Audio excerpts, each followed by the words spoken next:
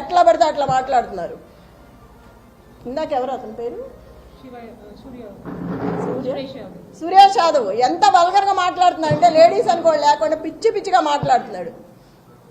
ఎన్నికల కమిషనర్కి నేను ఒక్కటే విజ్ఞప్తి చేసుకుంటున్నాను, ఒక మహిళగా మిమ్మల్ని అడుగుతున్నా, నేను ఎంత చేస్తుంటే కూడా మీరు చూస్తూ కూడా ఊరుకున్నారు. ఒక మహిళని ఇట్లా చేస్తుంటే మీకు ఇప్పటికే తెలుసుంటాయి అన్నీ. నేను దయచేసి మిమ్మల్ని అడుగుతున్నాను, ఒక కోరిక కోరుతున్నాను, మీరు బయటకు వచ్చి జరిగేదేదో చూసి ఏది కరెక్ట్గా ఉందో వాళ్ళకి చెప్పి అట్లా చేయించండి.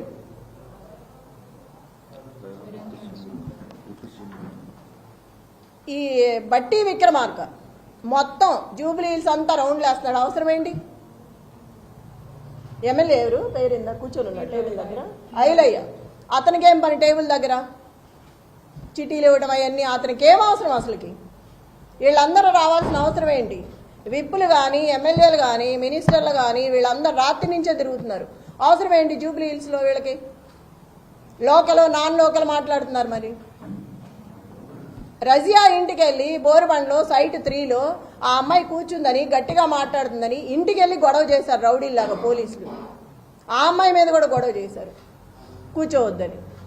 టేబుల్స్ ఇవ్వట్లా, కుర్చీలు ఇవ్వట్లేదు. ఆ టేబుల్స్ తీసుకొచ్చి పోలీసులు సందు చివర 3 అడ్డం పెట్టుకున్నారు. అవి ఎవరికి అవసరం? వాళ్ళ దగ్గర లాక్కొచ్చి మీరు ఎందుకు వేసుకోవాలి? ఆ కుర్చీలన్నీ విసిరేసి వాళ్ళు ఎట్లా కూర్చుంటారు? నైట్ అవుతుందో ఎంత టైం అవుతుందో తెలియదు. మహిళలు ఉన్నారు, ప్రెగ్నెన్సీ ఉన్నారు. అక్కడ అంతమంది జనాన్ని భయపెట్టి టేబుల్స్ తెచ్చి బయటకు వేసుకోవాల్సిన అవసరం ఏంటి? ఇంత దౌర్జన్యమా?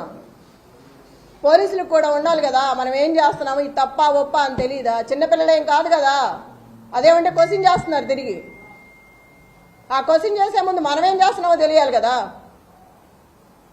మాట్లాడితే సీఏ అంటారు, ఏదేదో మాట్లాడుతున్నారు. నాన్నే భయపెడుతున్నారు వెళ్తుంటే.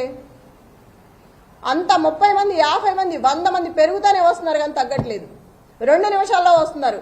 మరి ఎవరు చెప్తున్నారో నాకు తెలియదు. నేను ఎక్కడికి వెళ్తే అక్కడికి వస్తున్నారు నాతో పాటు.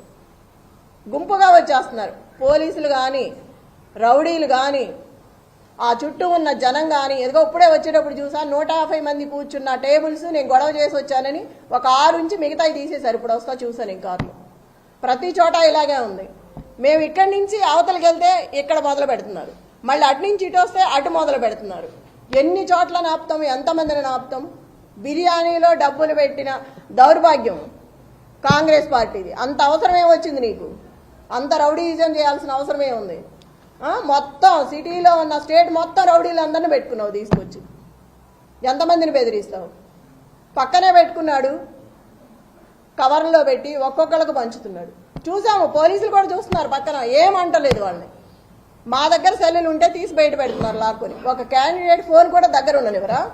క్యాండిడేట్తో ఒక మనిషిని కూడా రానివరా? ఎట్లా రాకుండా? లోపల ఎవరు కూర్చున్నారు ఏంటో మనకు తెలియాలి కదా.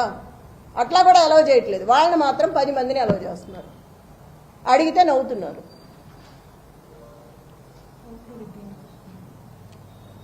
రిగ్గింగ్ చేస్తున్నారు. ఇప్పుడు వచ్చే ఆ మహిళను కూడా కరెంటు బిల్లు తీసుకురమ్మని వెనక్కి పంపించారు. ఎంత అన్యాయం! భయపెట్టి. కరెంటు బిల్లు అవసరమా మనకు ఓటేయటానికి? మా అమ్మాయికి తెలియదు, అమాయకురాలు నిజమే అనుకొని వెళ్తుంది కరెంటు బిల్లు తేవటానికి. ఎంత అన్యాయం కదా. ముసలి వాళ్ళని వీళ్ళందరినీ ఇబ్బంది పెట్టి 19,000 ఓట్లు ఉన్నాయి యూసఫ్గూడలో సవేరా ఫంక్షన్లో.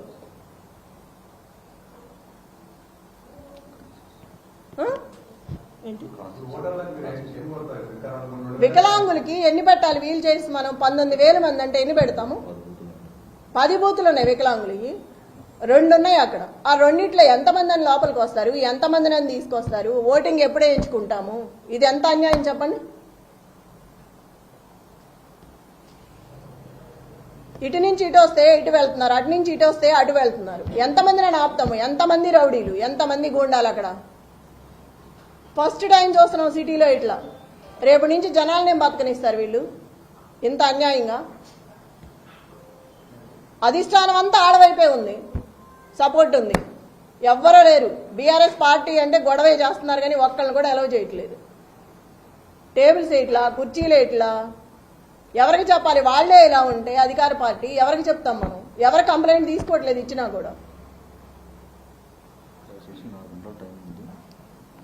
ప్రజలందరికీ ఒకటే మనమే మళ్ళీ చెప్తున్నా నేను, అందరూ బయటకు వచ్చి ఓటు హక్కు వినియోగించుకొని సహకరించండి.